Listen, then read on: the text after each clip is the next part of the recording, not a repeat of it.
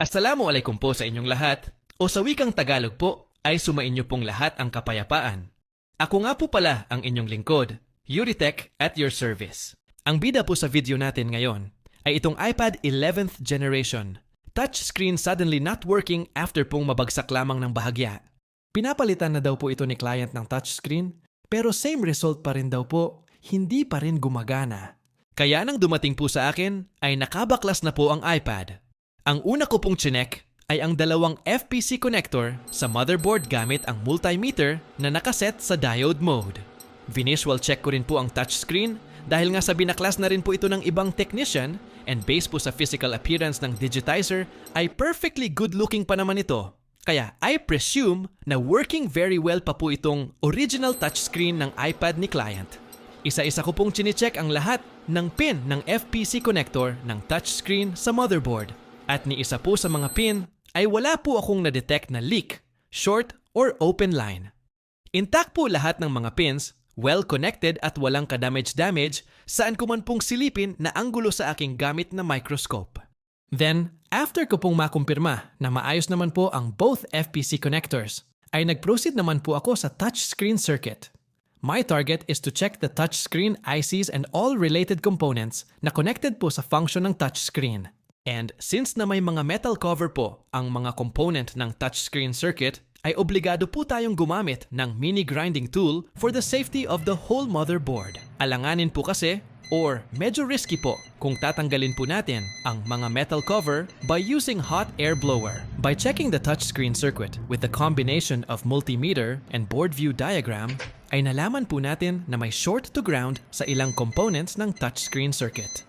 Dito po natin nadidetect sa apat na magkakahilerang mga kapasitor ang short to ground circuit, kaya ang next pong ginawa ko ay using Rosin flux and DC power supply ay mag-i-inject po tayo ng voltahe upang makita po natin kung alin ang specific component ang may problema. And as we can see po na the moment po na nag-inject po tayo ng voltage ay instantly nag-liquidify ang Rosin flux sa isang maliit na IC. Wala po akong idea sa kung anong klase po itong IC. But I do believe po na hindi po yan ang may problema. Very common po kasi na mauunang uminit ang mga maliliit na crystallized IC dahil mas mabilis po silang uminit compare sa ibang components. At dahil hindi po ako naniniwala na ang salarin ay yung maliit na IC po kanina, ay ang next pong tinanggalan ko ng metal cover ay ang mismong area ng touch ICs. Base po kasi sa gamit nating diagram, ay connected po yung mga capacitor na short to ground directly sa touch ICs. May isang coil resistor po pala ang nag-uugnay or tulay sa maliit na IC na uminit kanina sa ating dalawang touch ICs. Dito po ay kinakapa ko na lang po ang aking ginagawang diagnose dahil very limited ang information na meron ang ating diagram.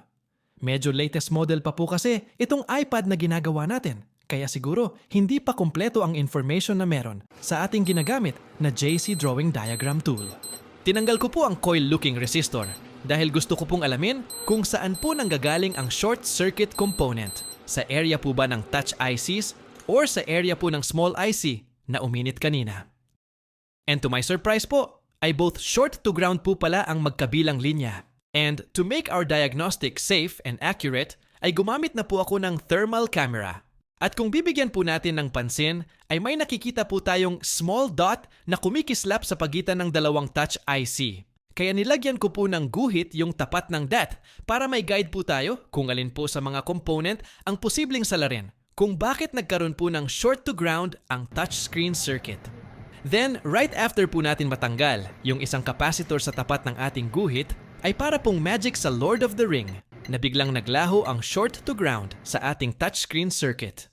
Bago po pala natin itest ang unit, ay ibalik po muna natin yung coil-looking resistor na tinanggal natin kanina dahil panigurado pong may mahalagang trabaho po ito upang tumakbo ng maayos ang sistema ng touchscreen. Munting paalaala lang po una sa aking sarili. At syempre sa lahat po ng kapwa kong technician, especially po sa mga baguhan pa lang po sa microsoldering works. Kapag po nagto-troubleshoot po tayo ng short circuit, ay huwag po agad tayo magtatanggal ng mga IC.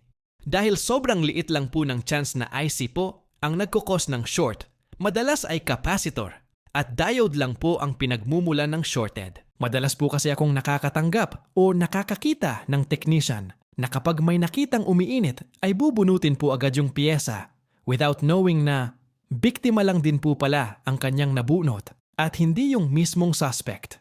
Kaya ang resulta ay dagdag trabaho pa po ito sa technician at the same time ay additional damage pa po sa unit. Heto na po ang finished product ng ating ginawa. Gumagana na po ang touchscreen without replacing the original part.